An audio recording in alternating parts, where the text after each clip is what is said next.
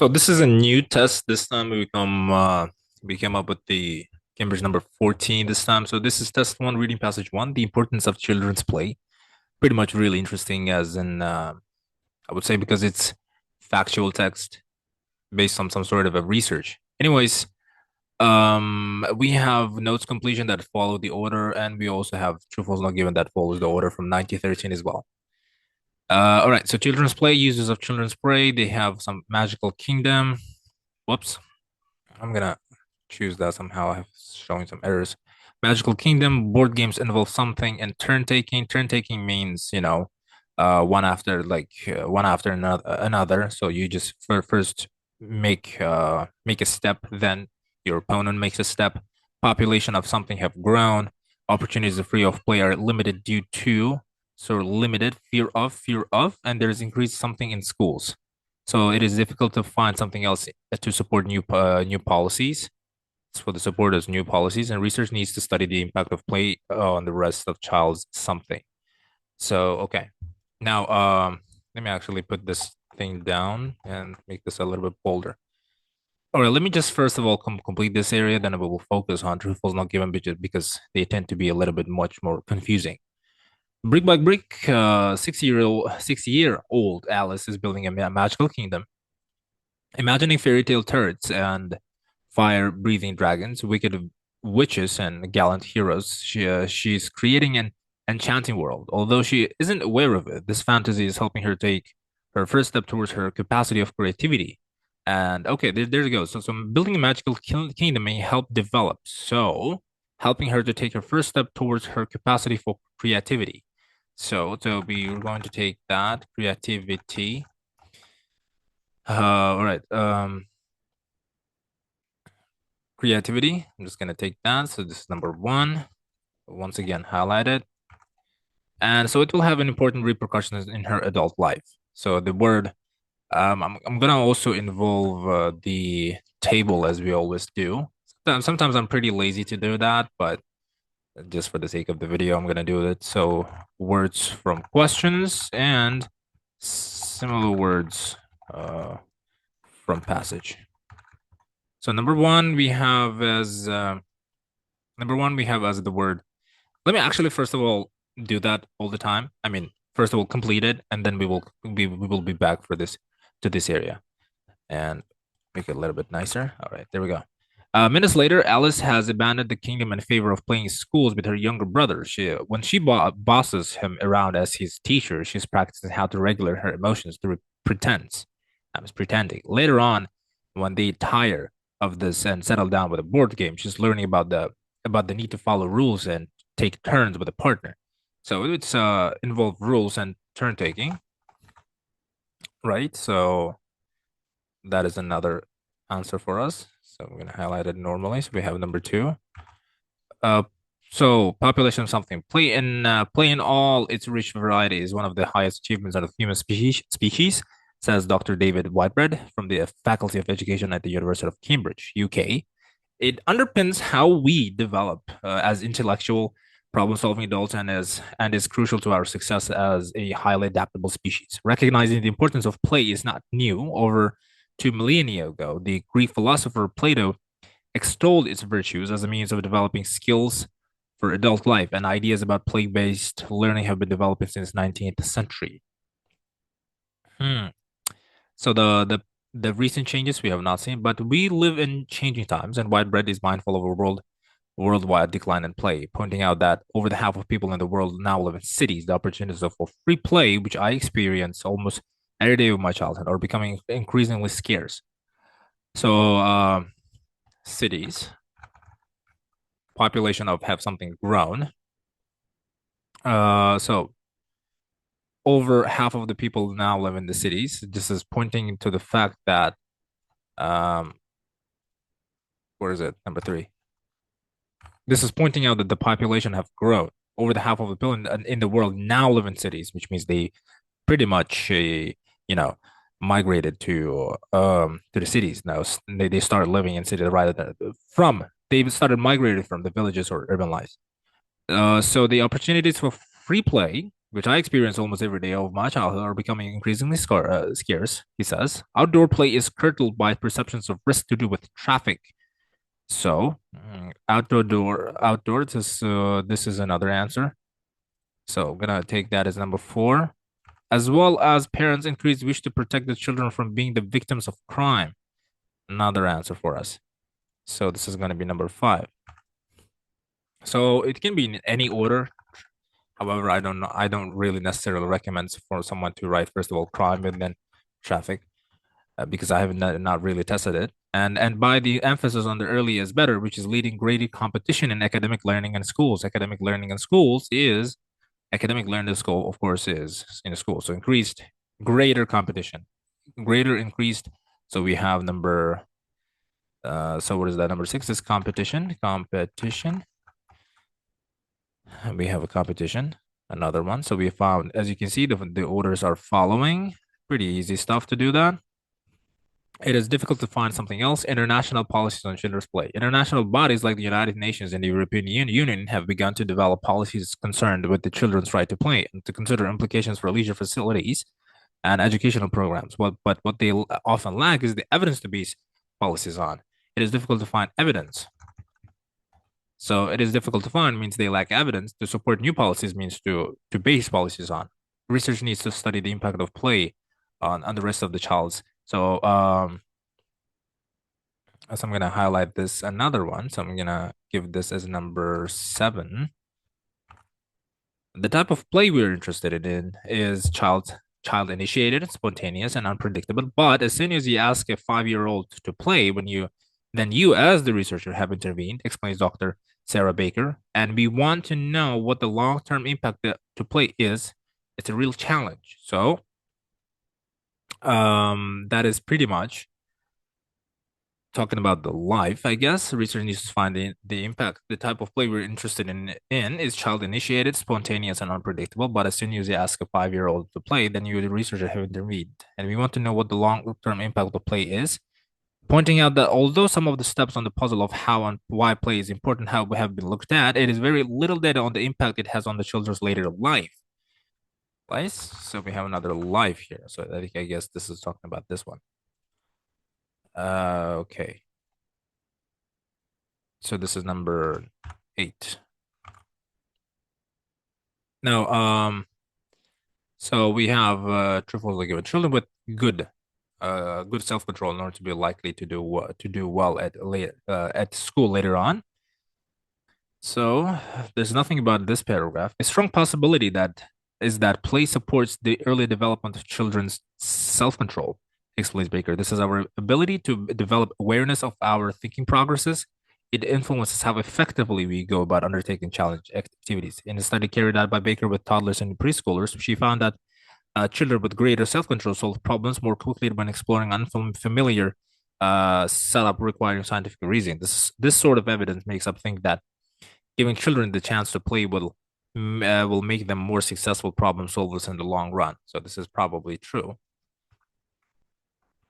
In the long run means in the later on. So like more successful problem solvers in the later on. So sometimes people may say this is not given because there's no word school. However, yeah, the phrase is overall talking about the problem solvers, children are problem solvers in the school. So that's why the answer is going to be true. And another one is the way a child plays more may provide information about possible medical problems.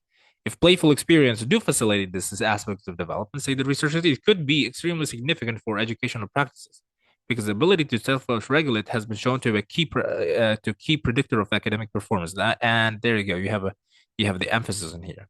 So I'm gonna pretty much highlight this area. Gibson adds, playful behavior is also an important indicator of healthy social and emotional development. In my previous research, I investigated how observing children at play can give us important clues about their well-being and can even be useful in the diagnosis of neurodevelopmental disorders like autism. So, of course, medical problems. So this is going to be true. The way a child, the way a child plays is the word playful behavior, right? So this is a playful behavior.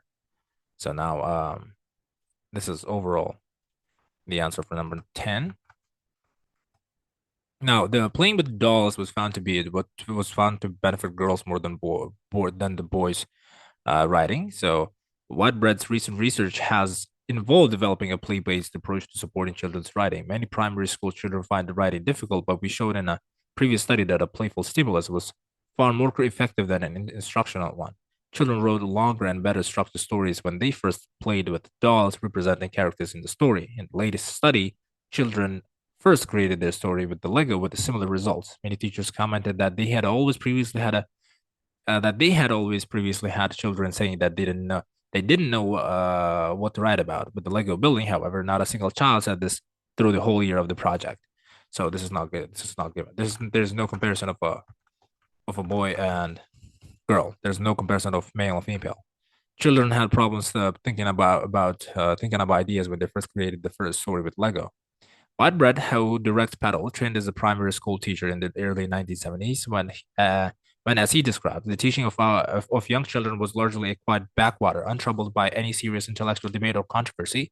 Now, the landscape is very different, with hotly debated topics such as school starting age.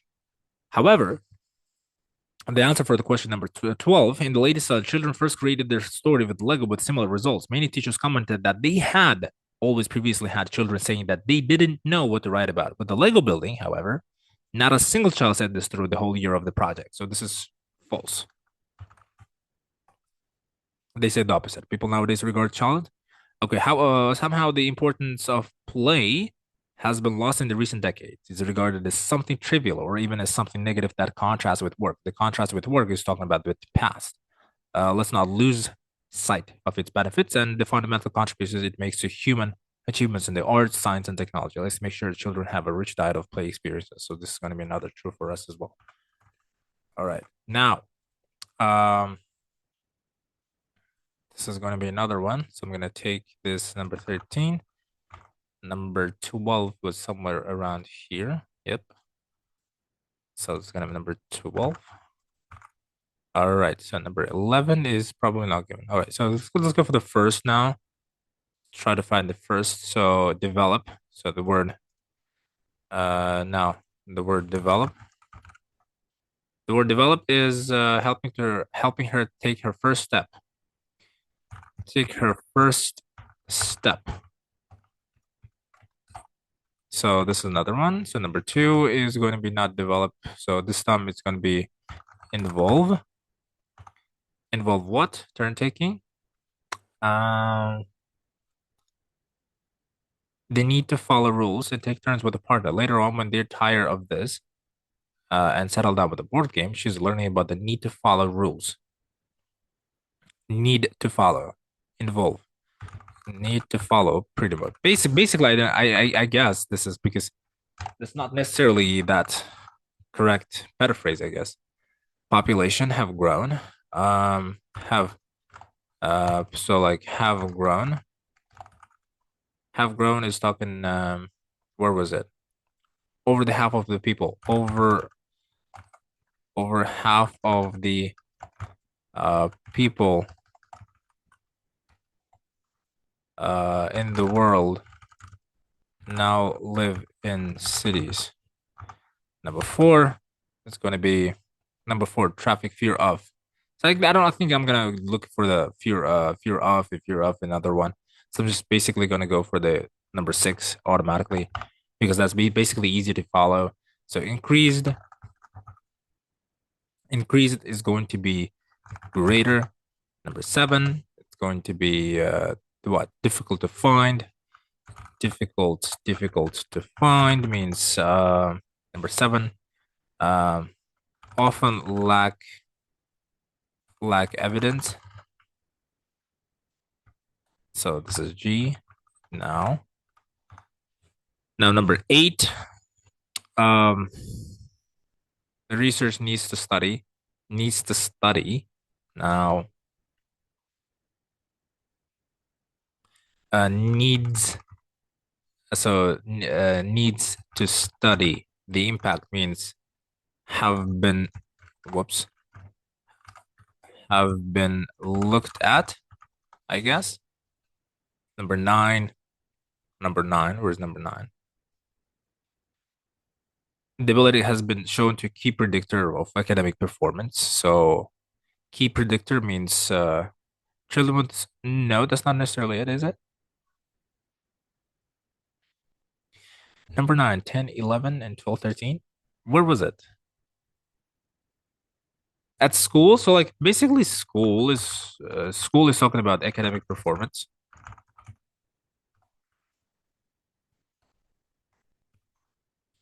Number 10, it's going to be number 10. Number 10, way a child plays. Way a child plays.